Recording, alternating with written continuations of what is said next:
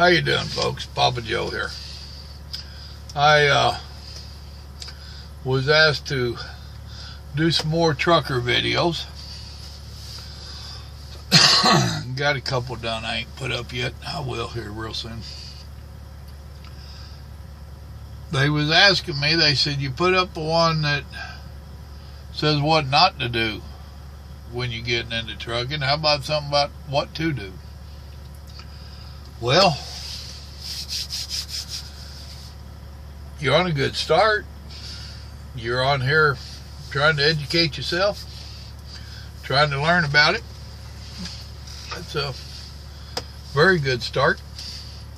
I would suggest you continue, not just with my videos, with this modern day technology. Imagine there's more than me with something to say. The best advice I can give you, if you're going to start in trucking, is to include your whole immediate family. Trucking affects more than the truck driver. If you're married, your significant other. If you have children, it affects them greatly. And let me turn this down because I am expecting a call. There. Now at least it won't go off ringing. Whether you have the children with you or someone else has custody and all that, it really doesn't matter. It still affects everybody. And the beginning in trucking, your first year or two is going to be pretty rough, simply because you're the rookie. And these companies out here, these big major companies, which is more than likely the one you're going to get on with, they're going to take advantage of that.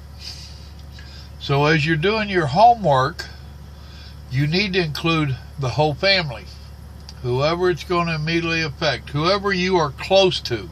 That's including your parents, brothers, whoever you spend a lot of time with.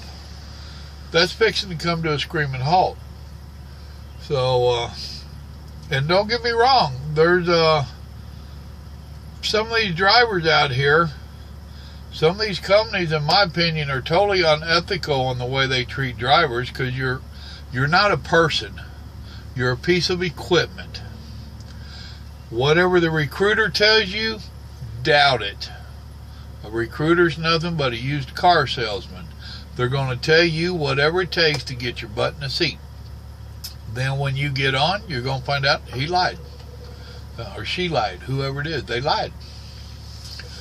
So, include your family in on all of your homework and what you're being told and what you're expecting to come out of the company you're going with. And that way they will see that it's not you that was lying and blowing smoke. It was the company. As for the actual companies, you can pretty much put them in a bag, shake them up, and pull one out, and it could have any of their names on it. Where one is get you home more, they pay less. Where the other one pays less, they get you home more. One has this, you know, it's kind of like picking out a car.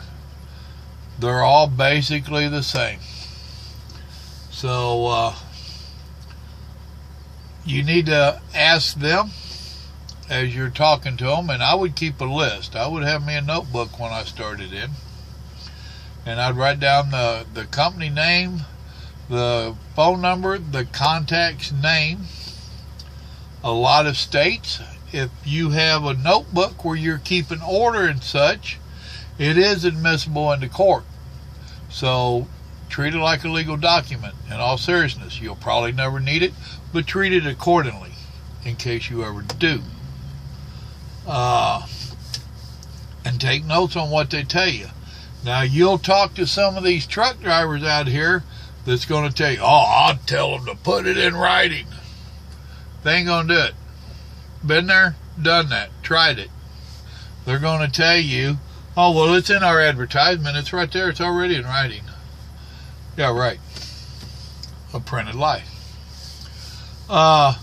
Ask them some very basic questions. Write down the question before you even talk to them, and then all you have to do is write down their answer, such as how long is school, how's it going to be paid for, how are you responsible for it, how long you have to drive for them to have it paid off, are you having to pay any of it during your first year or so. Most of them would drive for us for a year or 2 years and it's all paid off. Take notes on that stuff and ask them. Then you start asking them, how long will I be out with a trainer? Now they cannot give you a specific answer to that one. How the school's being paid for and all that, they can't. And find out how much that school's going to cost. Let me back up a little bit, because there's plenty of places around here that have technical schools that can get you your CDL. So do your homework. Find out how much your local college is charging for it, that tech school. And you might want to talk to that school. They can help you get a student loan to pay for it. And I would call more than one. It's just like buying a car or buying a house. You have to shop around, ask questions, get quotes. I wish somebody told me all this when I got in over 25 years ago. I didn't have no one telling me this, so I went blind and messed myself up a little bit. But I made it through it.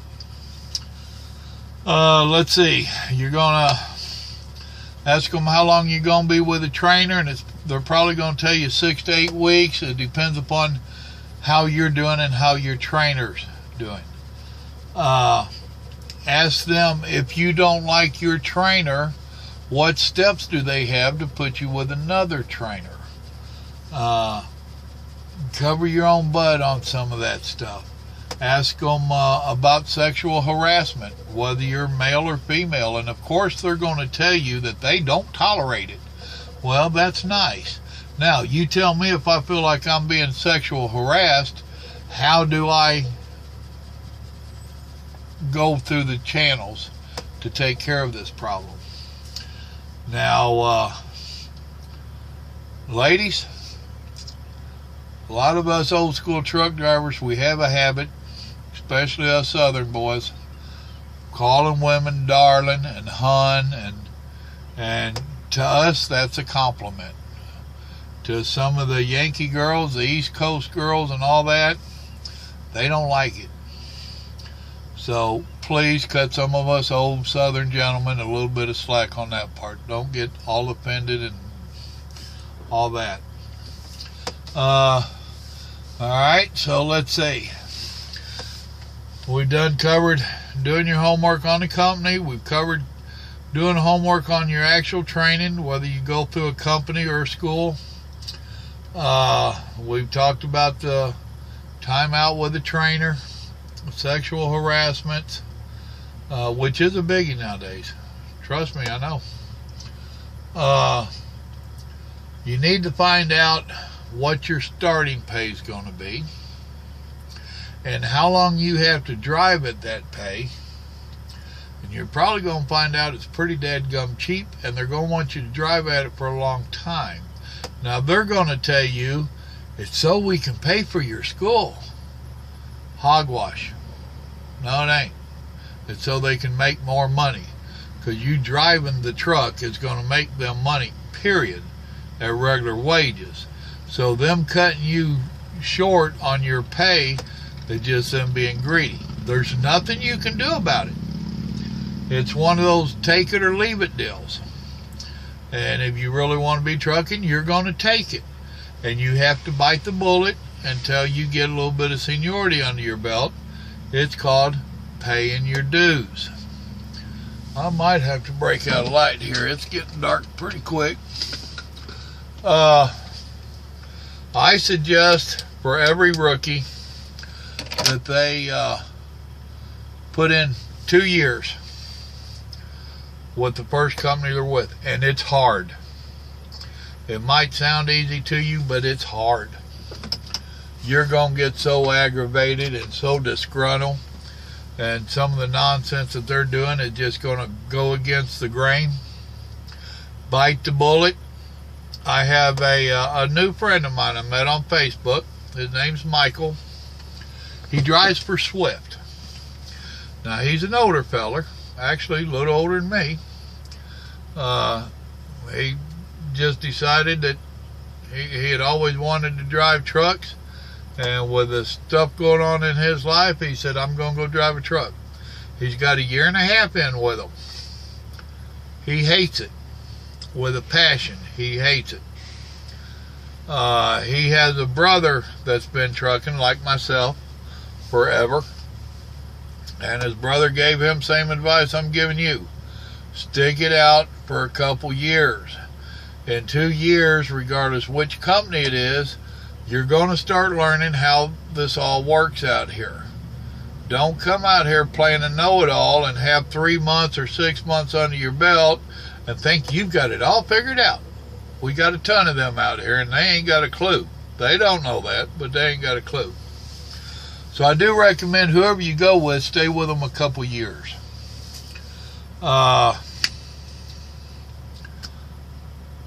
Other than that, you know, you can ask them what route you're going to run. You're going to run everywhere. I can already tell you. You're going to get a lot of the Northeast, because old hands like me, we don't like it. We don't want to go there. And the companies realize that if they make me go up there enough, I'm going to cut and leave. I'm going to go to a company, don't send me up. There needs to be a law that says Papa Joe does not go past the Mason-Dixon line. I don't need to go up there. I don't get along with them folks. They all think it's fine to yell, cuss, and carry on and all this, and that ain't how I was raised. You start yelling, cussing at me, I get excited. So I try not to go there, because Papa Joe getting excited is not good for me or anybody else. But yeah, you're going to go there. New York City, you're going. You're going to pay your dues. I've been to all them places. I paid my dues. It's your turn. So your first couple years are going to be really rough on you. Take in anybody that you care about, that you spend any kind of time with. Take them into consideration and have them helping you do the homework. Have them involved. If you're married with kids, I can tell you now, it's going to be very hard on your wife. Very hard on your wife. She's got a hard job ahead of her. And you're going to be dealing with your stuff out here, and you have your own stupid stuff that you got to deal with, which you'll learn. I mean, I just can't teach you all of it over the video, but dispatchers and trucking can get pretty stupid. And when you're young and gullible, young in the business, they're going to take advantage of you, so you're going to have to deal with more stupid than I do. But while you're dealing with that, your wife's at home trying to figure out how to make ends meet. Don't expect to come out here and make a ton of money. Now, you're going to hear them telling you all these great dollars. I was corrected the other day when I'd made one of these trucker videos, and I was told that most of these companies are actually starting at 40 cents a mile. And the company's going to tell you you're going to get 2,500 to 3,000 miles a week. Well, that's $1,200. Oh boy, it's a chump change. For one thing, you're not going to get 3,000 miles. You're going to be driving one of them slow trucks. You're going to be sitting around a lot, and you're going to do good to get 2,500 miles. And you're probably going to be closer to the 2,000 mile mark. So at 40 cents at 2,000 miles, that's $800. Now pay your insurance, your taxes, any kind of stupid stuff that the company throws on you, and I would question any money that the company takes out of my check short of my taxes. So out of that $800, you're going to take home what, $600 gross? Well, you ain't taking that home because you've got to eat. And I can tell you now, you're going to spend over $100. I take it pretty easy out here, and I go through $200 real easy. So you started with the 8, you lost 2 due to taxes, you're going to lose 2 to the road. You're sending $400 a week home. Is that more than you was making? If it ain't, you need to really think about it, and think about it hard. You also need to figure there's going to be some weeks that you don't get to 2,000. There'll be some weeks that you get that 3,000, but don't count on the 3,000. You need to lowball everything when you're figuring. And you need to sit there with your spouse and figure out what bills you got and how they're going to get paid. And companies will jack you around in a heartbeat on that pay.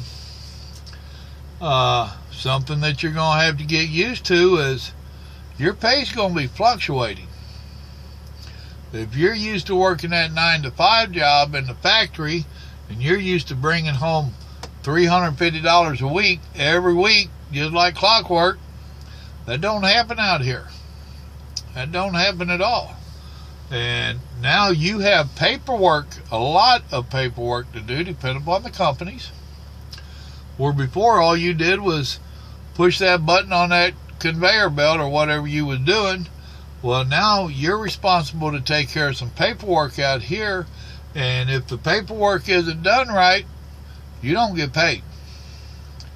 That's how these truck companies control you doing your paperwork. No paperwork, no pay. It's that simple.